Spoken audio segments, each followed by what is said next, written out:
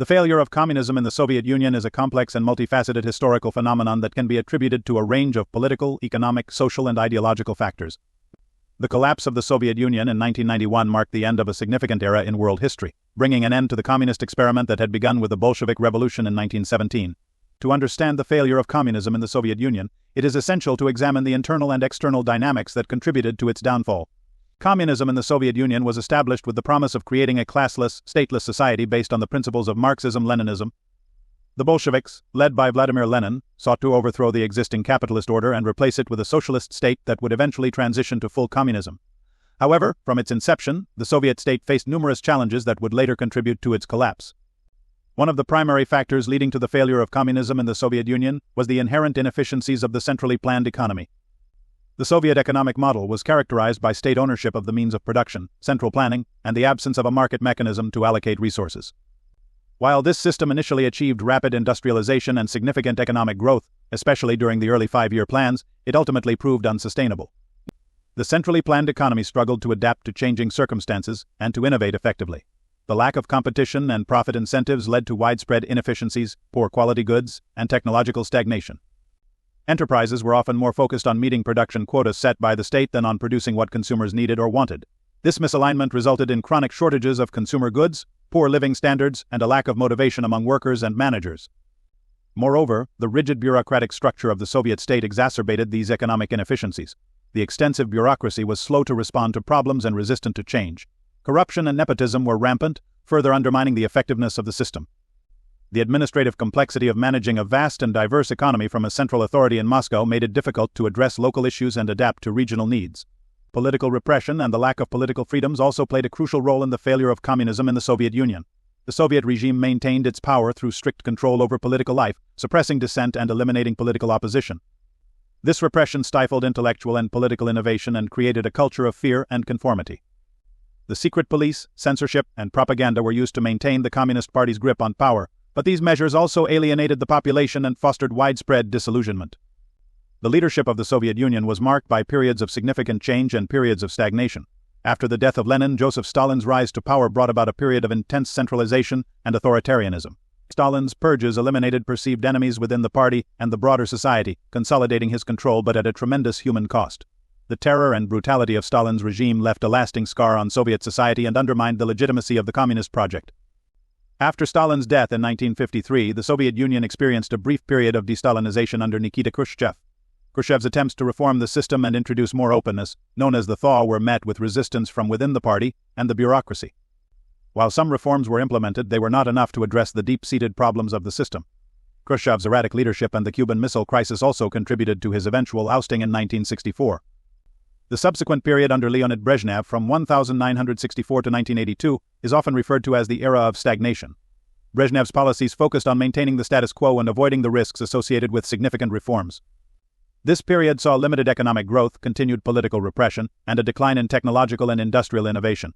The aging leadership and the resistance to change further entrenched the systemic problems of the Soviet Union. International factors also played a significant role in the failure of communism in the Soviet Union. The Cold War rivalry with the United States and its allies placed immense pressure on the Soviet economy and military. The arms race and the need to maintain a vast military-industrial complex drained resources that could have been used for domestic development. The Soviet intervention in Afghanistan in 1979 further strained the economy and highlighted the limits of Soviet military power. The global ideological struggle between capitalism and communism also exposed the weaknesses of the Soviet system. The relative prosperity and technological advancements of the Western capitalist countries contrasted sharply with the economic difficulties and technological backwardness of the Soviet Union. This disparity became increasingly apparent to Soviet citizens, especially with the advent of more accessible global communication and information. Mikhail Gorbachev's leadership, beginning in 1985, represented a last-ditch effort to reform the Soviet system and save communism. Gorbachev introduced policies of glasnost openness and perestroika restructuring aimed at addressing the systemic problems of the Soviet Union. Glasnost sought to increase transparency and freedom of expression, while perestroika aimed to reform the economy by introducing elements of market mechanisms and reducing central control. However, these reforms had unintended consequences. Glasnost led to a surge of public criticism and demands for greater political freedoms, which the Communist Party was ill-prepared to handle. Perestroika's economic reforms disrupted the already fragile economy, leading to shortages, inflation, and a decline in living standards. The weakening of central control emboldened nationalist movements within the Soviet republics, leading to demands for greater autonomy and ultimately independence.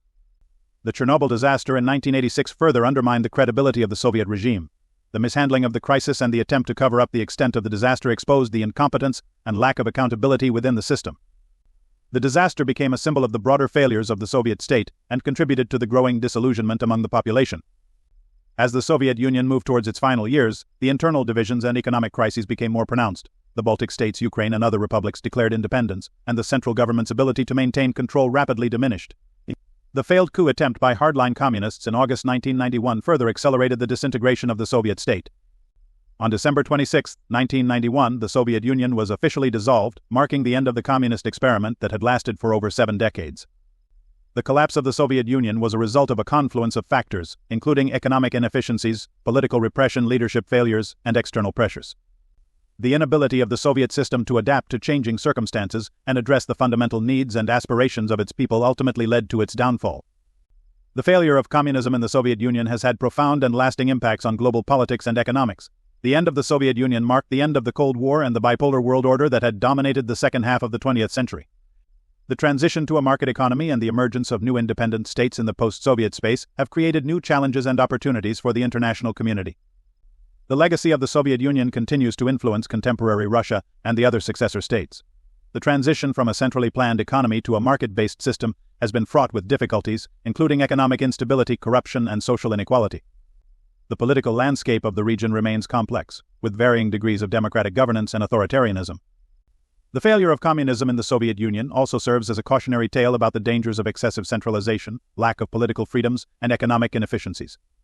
The experience of the Soviet Union highlights the importance of adaptability, innovation, and responsiveness to the needs and aspirations of the people in any political, and economic system. In conclusion, the failure of communism in the Soviet Union was the result of a combination of internal and external factors. The inherent inefficiencies of the centrally planned economy, political repression, leadership failures, and international pressures all contributed to the collapse of the Soviet state. The end of the Soviet Union marked the end of a significant era in world history and continues to have profound implications for global politics and economics. The lessons learned from the Soviet experience are essential for understanding the challenges and opportunities facing contemporary political and economic systems.